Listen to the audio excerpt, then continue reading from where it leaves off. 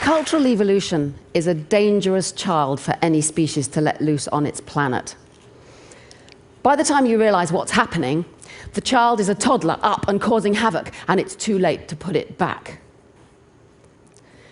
We humans are Earth's Pandoran species. We're the ones who let the second replicator out of its box, and we can't push it back in. We're seeing the consequences all around us now. That, I suggest, is the view that comes out of taking memetics seriously. And it gives us a new way of thinking about not only what's going on our planet, but what might be going on elsewhere in the cosmos. So, first of all, I'd like to say something about memetics and the theory of memes, and secondly, how this might answer questions about who's out there, if indeed anyone is. So, memetics. Memetics is founded on the principle of universal Darwinism. Darwin had this amazing idea. Indeed, some people say it's the best idea anybody ever had. Isn't that a wonderful thought, that there could be such a thing as a best idea anybody ever had? Do you think there could? Someone says no very loudly from over there. Well, I say yes, and if there is, I give the prize to Darwin. Why? Because the idea was so simple, and yet it explains all design in the universe. I would say not just biological design, but all of the design that we think of as human design. It's all just the same thing happening. What did Darwin say? I know you know the idea, natural selection, but let me just paraphrase The Origin of Species, 1859, in a few sentences. What Darwin said was something like this. If you have creatures that vary, and that can't be doubted, I've been to the Galapagos and I've measured the size of the beaks and the size of the turtle shells and so on and so on, and 100 pages later. And if there is a struggle for life such that nearly all of these creatures die, and this can't be doubted, I've read Malthus and I've calculated how long it would take for elephants to cover the whole world if they bred unrestricted and so on, and another 100 pages later. And if the very few that survive pass on to their offspring whatever it was that helped them survive, then those offspring must be better adapted to the circumstances in which all this happened than their parents were. You see the idea? If, then. He had no concept of the idea of an algorithm, but that's what he described in that book. And this is what we now know as the evolutionary algorithm. The principle is you just need those three things: variation, selection, and heredity. And, as Dan Dennett puts it, if you have those, then you must get evolution, or design out of chaos without the aid of mind. There's one word I love on that slide. What do you think my favorite word is? Chaos? No. What? Mind? No. Without. No, not without. You try them all in order. Must. Must. This is what makes it so amazing. You don't need a designer or a plan or foresight or anything else. If there's something that is copied with variation and it's selected, then you must get design appearing out of nowhere. You can't stop it. Must is my favorite word there.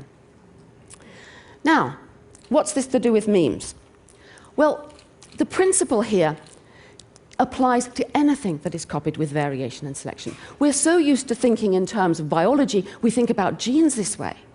Darwin didn't, of course. He didn't know about genes. He talked mostly about animals and plants, but also about languages evolving and becoming extinct. But the principle of universal Darwinism is that any information that is varied and selected will produce design. And this is what Richard Dawkins was on about in his 1976 bestseller, The Selfish Gene. The information that is copied, he called the replicator. It selfishly copies, not meaning it kind of sits around inside cells going, I want to get copied, but that it will get copied if it can, regardless of the consequences. It doesn't care about the consequences because it can't, because it's just information being copied. And he wanted to get away from everybody thinking all the time about genes, and so he said, is there another replicator out there on the planet? Yes, there is. Look around you. Here will do, in this room. All around us, still clumsily drifting about in its primeval soup of culture, is another replicator. Information that we copy from person to person by imitation. By language, by talking, by telling stories, by wearing clothes, by doing things. This is information copied with variation selection. This is design process going on. He wanted a name for the new replicator. So he took the Greek word, mimeme, which means that which is imitated. Remember that. That's the core definition, that which is imitated, and abbreviated it to meme just because it sounds good and made a good meme, an effective spreading meme. So that's how the idea came about. It's important to stick with that definition. The whole science of memetics is much maligned, much misunderstood, much feared, but a lot of these problems can be avoided by remembering the definition. A meme is not equivalent to an idea, it's not an idea, it's not equivalent to anything else really. Stick with the definition. It's that which is imitated, or information which is copied from person to person. So let's see some memes.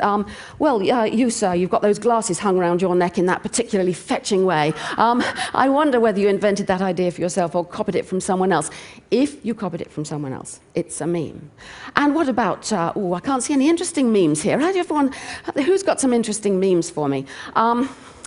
Oh, well, your earrings. Now, I don't suppose you invented the idea of earrings. You probably went out and bought them. There are plenty more in the shops. That's something that's passed on from person to person. All the stories that we're telling, well, of course, TED is a great meme fest, masses of memes. The way to think about memes, though, is to think, why do they spread? They're selfish information. They will get copied if they can. But some of them will be copied because they're good or true or useful or beautiful. Some of them will be copied even though they're not. Some, it's quite hard to tell why. There's one particular curious meme which I rather enjoy, and I'm glad to say, as I expected, I found it when I came here, and I'm sure all of you found it too. You go to your nice, posh international hotel somewhere, and you come in and you put down your clothes, and you go to the bathroom, and what do you see? Pardon? Soap, yeah. What else you see?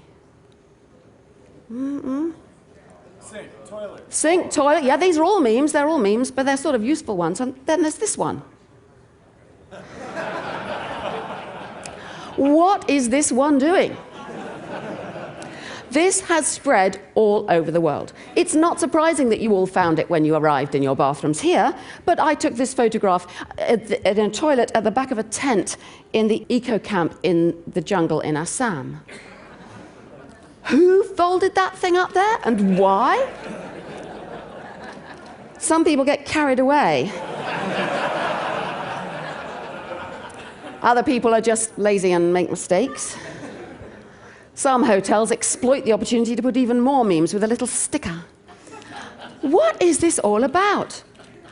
I suppose it's there to tell you that somebody's cleaned the place and it's all lovely and, actually all it tells you is that another person has potentially spread germs from place to place. So think of it this way. Imagine a world full of brains and far more memes than can possibly find homes.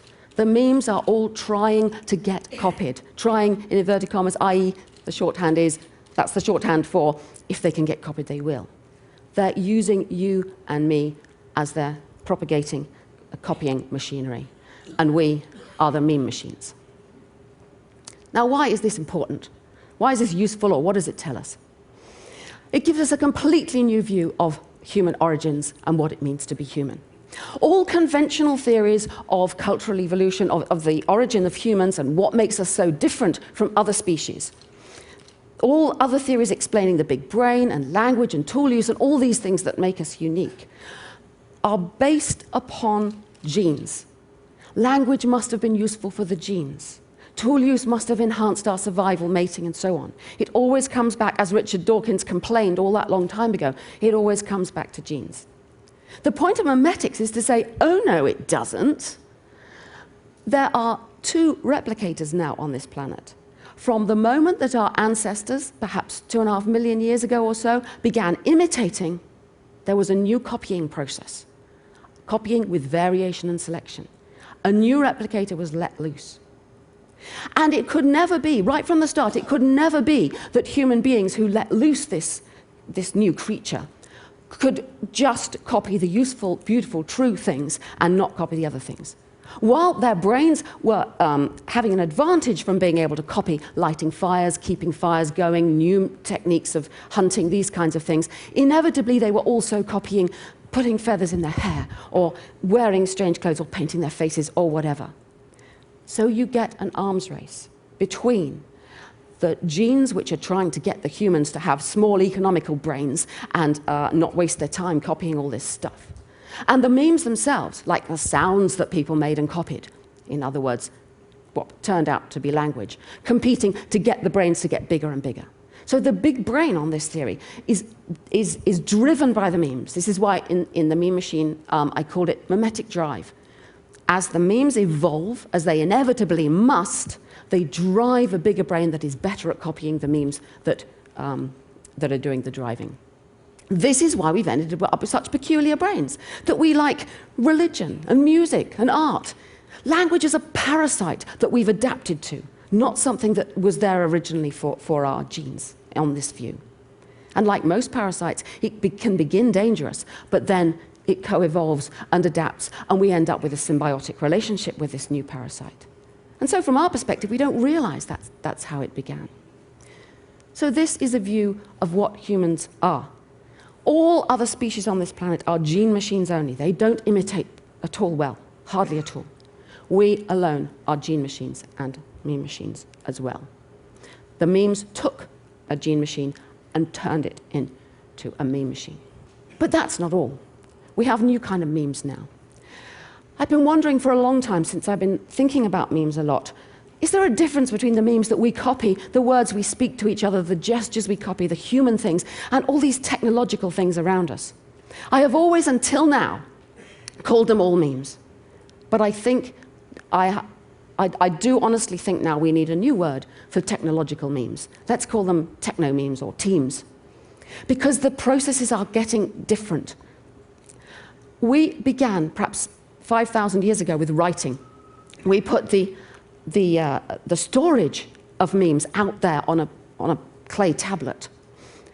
But in order to get true teams and true team machines, you need to get the variation, the selection, and the copying all done outside of humans. And we're getting there. We're at this extraordinary point where we're nearly there, that there are machines like that. And indeed, in the short time I've already been at TED, I see we're even closer than I thought we were before. So actually, now, the teams are forcing our brains to become more like team machines. Our children are growing up very quickly learning to read, learning to use machinery. We're going to have all kinds of implants, drugs that force us to stay awake all the time. We'll think we're choosing these things, but the teams are making us do it. So we're at this cusp now of having a third replicator on our planet. Now, what else is going on out there in the universe? Is there anyone else out there? People have been asking this question for a long time. We've been asking it here at TED already. In 1961, Frank Drake made his famous equation. But I think he concentrated on the wrong things. It's been very productive, that equation. He wanted to estimate N, the number of communicative civilizations out there in our galaxy. And he included in there the rate of star formation, the rate of planets, but crucially, intelligence. I think that's the wrong way to think about it. Intelligence appears all over the place in all kinds of guises. Human intelligence is only one kind of a thing. But what's really important is the replicators you have and the levels of replicators, one feeding on the one before. So I would suggest that we don't think intelligence, we think replicators. And on that basis, I've suggested a different kind of equation, a very simple equation. N, the same thing, the number of communicative civilizations out there we might expect in our galaxy. Just start with the number of planets there are in our galaxy. The fraction of those which get a first replicator. The fraction of those that get the second replicator. The fraction of those that get the third replicator. because it's only the third replicator that's going to reach out, sending information, sending probes, getting out there and communicating with anywhere else. Okay, so if we take that equation, why haven't we heard from anybody out there? Because every step is dangerous. Getting a new replicator is dangerous. You can pull through. We have pulled through, but it's dangerous. Take the first step.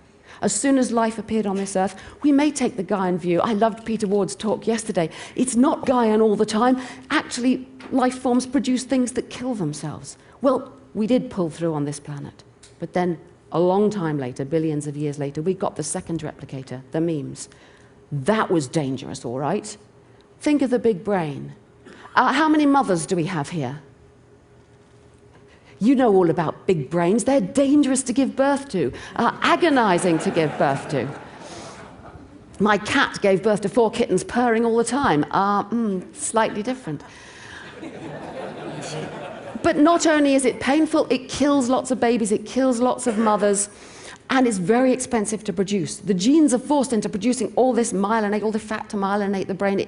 Do you know, sitting here, your brain is using about 20% of your body's energy output for 2% of your body weight. Well, it's a really expensive organ to run. Why? Because it's producing the memes. Now, it could have killed us off. It could have killed us off, and maybe it nearly did. You see, we don't know. But maybe it nearly did. Has it been tried before? What about all those other species? Louise Leakey talked yesterday about how we're the only one in this branch left. What happened to the others? Could it be that this experiment in imitation, this experiment in a second replicator, is dangerous enough to kill people off? Well, we did pull through, and we adapted. But now we're hitting, as I've just described, we're hitting the third replicator point. And this is even more dangerous. Well, it's dangerous again. Why? Because the teams are selfish replicators and they don't care about us or our planet or anything else. They're just information. Why would they? They are using us to suck up the planet's resources to produce more computers and more of all these amazing things we're hearing about here at TED. Don't think, oh, we created the internet for our own benefit. That's how it seems to us. Think teams spreading because they must. We are the old machines. Now, are we going to pull through? What's going to happen? What does it mean to pull through? Well, there are kind of 2 ways of pulling through. One that is obviously happening all around us now is that the teams turn us into team machines with these implants, with the drugs, with us merging with the technology. And why would they do that? Because we are self-replicating. We have babies. We make new ones. And so it's convenient to piggyback on us, because we're not yet at the stage on this planet where the other option is viable, although it's closer. I heard this morning it's closer than I thought it was, where the team machines themselves will replicate themselves. That way, it wouldn't matter if the planet's climate was utterly destabilized and it was no longer possible for humans to live here, because those team machines they wouldn't need. They're not squishy, wet, oxygen-breathing, warmth-requiring creatures. They could carry on without us. So those are the 2 possibilities. The second, I don't think we're that close. It's coming, but we're not there yet. The first, it's coming too. But the damage that is already being done to the planet is showing us how dangerous the third point is. That third danger point, getting the third replicator. And will we get through this third danger point, like we got through the second and like we got through the first? Maybe we will. Maybe we won't. I have no idea.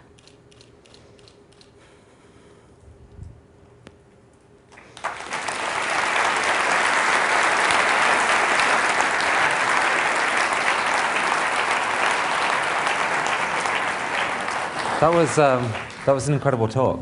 Thank you. I scared myself.